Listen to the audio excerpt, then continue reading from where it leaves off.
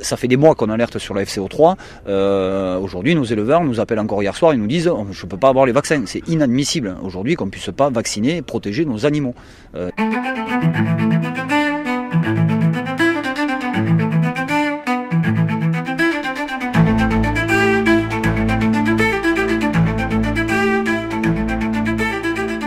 Alors, j'étais le fondateur des Canards en colère. Aujourd'hui, je suis président de la coordination rurale du Gers. Oui, je l'ai précisé. On avait monté l'association à la base des Canards en colère parce qu'on demandait le vaccin depuis 2017 exactement. On savait qu'il y avait des vaccins, notamment ARN messager, qui existaient. On voulait qu'ils soient mis en application le plus tôt possible pour protéger tous nos cheptels qui ont été malheureusement trop de fois abattus. Nous, dans le Gers, c'est à 8 reprises. Moi, j'ai perdu personnellement 19 000 canards entre 2017 et 2023. 2021, 2022, 2023, j'ai pu produire 0 canard sur mon exploitation parce qu'ils ont tous été abattus consécutivement avec des pertes financières considérables. Et depuis qu'on a le vaccin, eh bien, on n'a pas un abattage, on n'a pas un cas de grippe aviaire, en tout cas dans le sud-ouest. Et beaucoup de scepticisme de la population par rapport à la vaccination. Est-ce que vous ne craignez pas que cette vaccination, que votre cheptel vacciné, même si je comprends bien l'urgence à vacciner pour vous, enfin, ce que vous nous dites, que ça entraîne aussi un report d'achat ou un détournement d'achat à cause de cette vaccination. Notamment, je précise qu'il y a certains, je ne sais pas si vous êtes concernés, mais il y a certains élevages qui vont donc faire appel à une vaccination en ARN qui est moins maîtrisée, enfin moins connue, en tout cas dont les effets au long terme sont moins connus. Oui, on comprend tout à fait que ça puisse choquer certaines personnes. Après, si on écoute ces certaines personnes-là, on fera plus rien, on fera plus d'agriculture, on fera plus d'élevage. Voilà. Aujourd'hui, on a vacciné les humains à l'ARN messager. Un humain, il vit 70 à 90 ans en moyenne. Oui, sauf que l'ARN messager, c'est récent. Un canard, c'est 12 semaines. Oui. Donc, c'est juste le temps de le protéger pendant l'élevage. La durée d'élevage d'un canard, c'est 12 semaines. On le gave une dizaine de jours, une quinzaine de jours, suivant les modes de filière. Et puis après, il part en consommation de suite. Il y a eu des recherches quand même qui sont faites depuis 2014 sur ce vaccin-là, y compris l'ARN messager. Donc aujourd'hui, on a quand même assez de recul, que ce soit en laboratoire ou sur le terrain, avec toutes les expérimentations qui ont été menées pour que la population nous fasse confiance. Bonjour, eh bien écoutez, je suis tombé sur le cul quand j'ai entendu cet extrait sur la radio Tocsin. Radio Tocsin qui a donné beaucoup dans la médiatisation justement de ces éleveurs en difficulté, et notamment Lionel Candelon, président de la coordination rurale du Gers. Il est passé énormément de fois sur les médias. On l'a vu sur BFM, tout ça, elle a été médiatisée. Donc,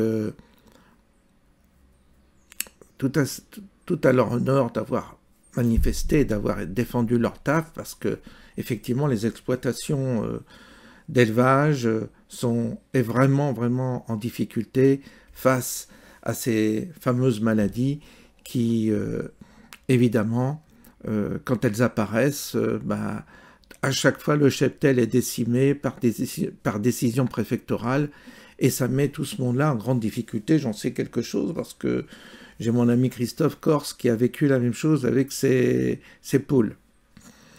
Et donc, c'est vrai que c'est un sujet éminemment sérieux, et qu'il faut aider les éleveurs dans ces épreuves, et pas les abandonner comme ça a été fait pour Christophe, que j'ai suivi de près.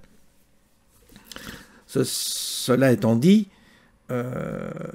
réclamer à corps et à cri des vaccins qui sont compromettants pour la santé de l'homme, c'est un problème également. Et je comprends que les éleveurs cherchent une parade, cherchent une solution pour protéger leurs animaux, puis pour pouvoir vivre dans leur travail, ça se comprend. Mais de là à se précipiter sur une solution qui va se retourner contre eux, c'est extrêmement grave. Alors, en fin de vidéo, vous verrez, je vous ai remis la séquence que j'avais faite sur Jean-Marc Sabatier, qui dénonce l'ARN messager comme possibilité d'avoir des effets secondaires sur notre santé, à nous, humains, en ingérant justement des aliments qui sont vaccinés, enfin qui sont injectés par l'ARN messager, et on voit déjà les dégâts qui ont lieu à cause de cette fameuse injection sur l'homme. Et le déni que j'entends de la part de ce monsieur me stupéfait, parce que depuis c'est médiatisé, on ne peut pas dire que ça n'a pas été médiatisé. Il doit bien voir autour de lui les effets secondaires. Nous, on les voit autour de nous, et des gens même, certains malades reconnaissent que c'est dû, ils le savent que c'est dû à l'injection. Certaines maladies auto-immunes, certaines maladies cardiaques, certains problèmes neurologiques, etc., certains cancers foudroyants, tout cela, je ne vais pas refaire la liste, mais autour de nous, ça se constate. Vous avez des populations qui sont actuellement décimées. Vous avez, nous, en un an, dans le café du coin, on a 4 qui sont passés à la casserole. Donc, ils ont tous fait leurs 3, 4, 10 doses, mais voilà où on en est. Donc, c'est quand même quelque chose qui devrait interpeller les éleveurs. Et je ne comprends pas. Je ne comprends pas qu'ils se précipitent comme ça. Alors, je comprends la nécessité de survivre dans un contexte extrêmement difficile, mais je crains que cette arme dont ils pensent se prémunir, cette maladie dont ils pensent se prémunir avec cette arme, eh bien, je pense que ça va se retourner contre eux d'une manière fatale, c'est-à-dire que plus personne ne va consommer du foie gras ni du canard, et puis ça va être la même chose pour les volailles, ça va être la même chose pour tout ce qui va être contaminé par l'ARN messager. C'est assez troublant de constater qu'en réalité, on est en train de creuser tous notre tombe collectivement. Et c'est donc là qu'on voit les limites, si vous voulez, des positions qu'on peut prendre parfois pour défendre des personnes qui vont peut-être nous empoisonner, quoi. C'est ça qui est fou. Alors, il y a un problème dans ce pays, il y a un problème au niveau des personnes qui sont concernées. Ils voient leur intérêt, mais ils ne voient pas qu'il y a l'intérêt global aussi à défendre. À partir du moment où on se défend dans son petit coin pour ses propres intérêts, en ignorant les conséquences que ça pourrait avoir sur la population, ça prouve un état d'esprit. L'état d'esprit, il n'est pas bon. On doit être globaliste, on doit comprendre les problèmes dans leur globalité. Et c'est bien de défendre son travail, mais si c'est au préjudice des autres, non, ça va pas. Vous voyez, il est là le problème, il est là le souci. Mais ça nécessite vraiment qu'on soit vigilant maintenant quand on va défendre des gens, qu'on va défendre des professions, si ces mêmes professions viennent nous empoisonner. Et oui, donc là aussi, il va falloir faire preuve de discernement. On ne peut pas défendre des gens qui ensuite, au nom de la sauvegarde de leur métier, veulent nous empoisonner, parce que l'ARN messager, ça empoisonne.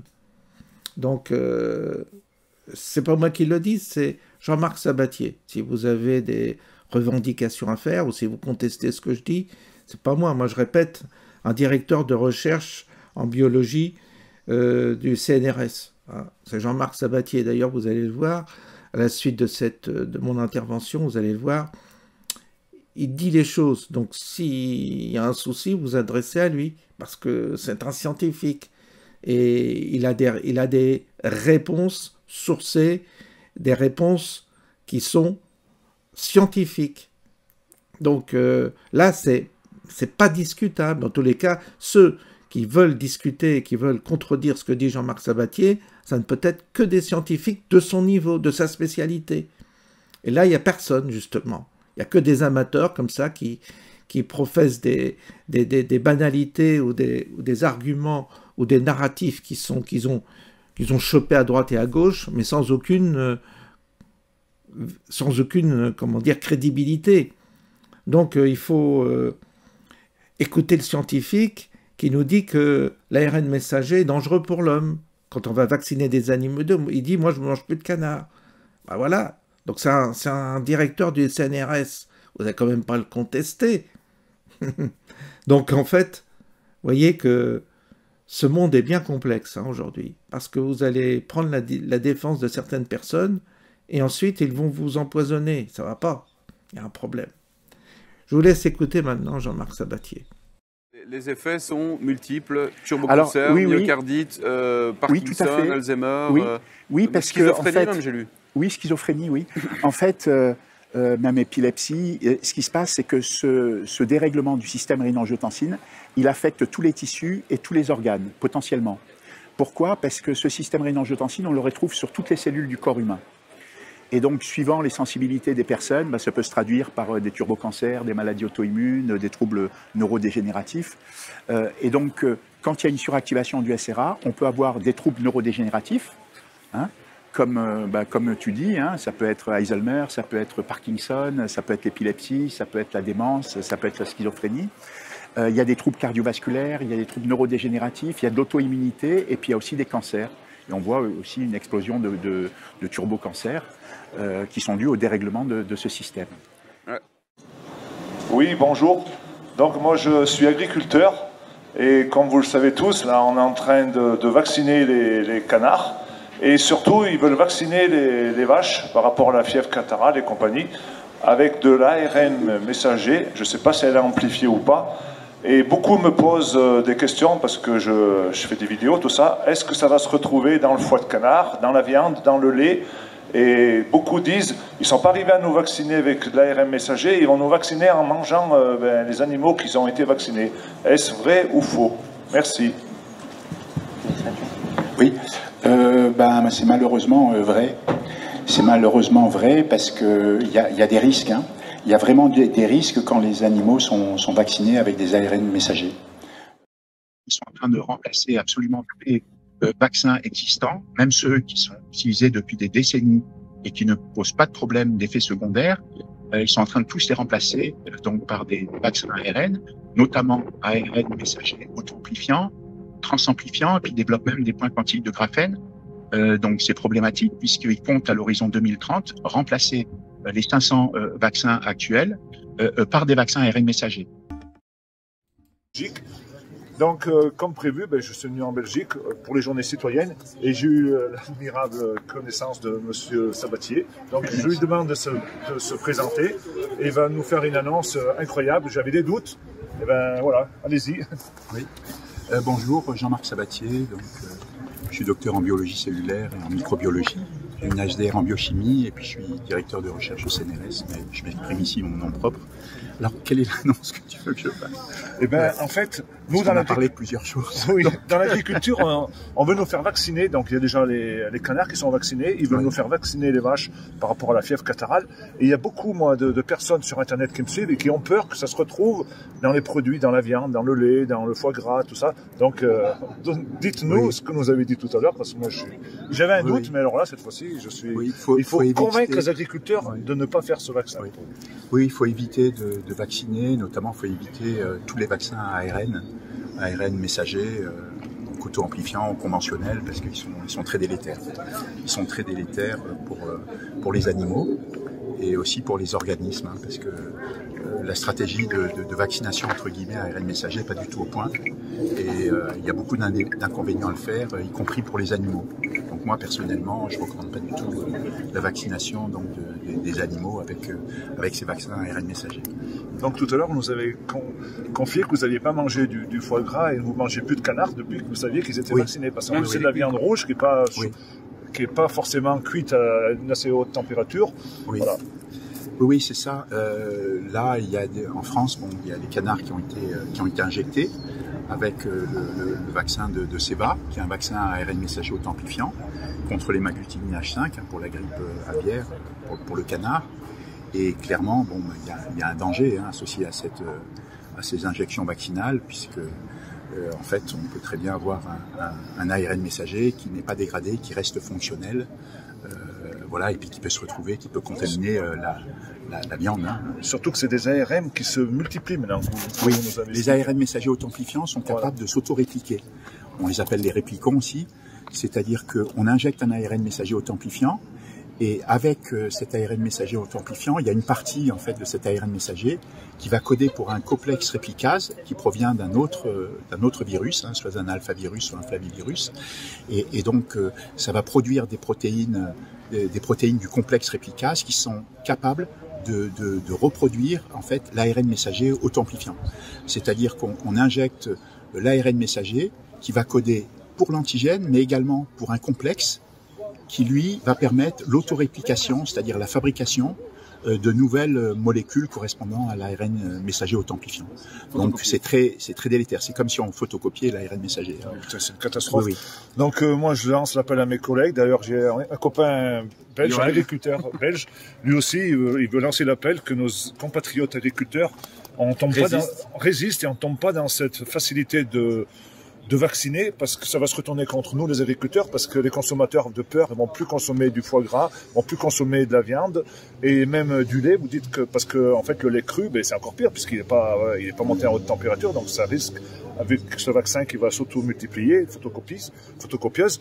Donc on veut pas que les gens ils deviennent tous véganes parce qu'on a besoin de vivre, de travailler, nous les paysans, d'avoir des vaches, des canards, tout ça. Donc on demande vraiment de résister. Il y a mon collègue belge, il est stupéfait, lui, parce que lui, en plus, en Belgique, le ministère de l'Agriculture, tu peux expliquer? Ouais, en Belgique, on nous a obligés depuis le mois d'octobre à vacciner pour deux maladies, la langue bleue, la fièvre catarrhale pour le sérotype 3, sérotype 8, et également la maladie hémorragique. Alors qu'en France, c'est un peu celui qui veut, vous restez libre de le faire. Sauf pour le canard. Voilà. Mais nous, du jour au lendemain, notre ministre a décidé que c'était obligatoire. Et toi qui es agriculteur bio en plus, tu refuses totalement. Ah ouais, totalement. Ouais, totalement. Ouais. Donc voilà, tu vas aller jusqu'au bout. Et... Ils ne m'ont pas eu avec le Covid et ils n'auront pas mes vaches non plus. Alors pour les élevages de moins de 250 canards, l'injection vaccinale n'était pas obligatoire. Oui, oui, mais on sait bien que dans l'industrie maintenant, pour vivre du canard, il faut des dizaines de milliers de têtes. Voilà,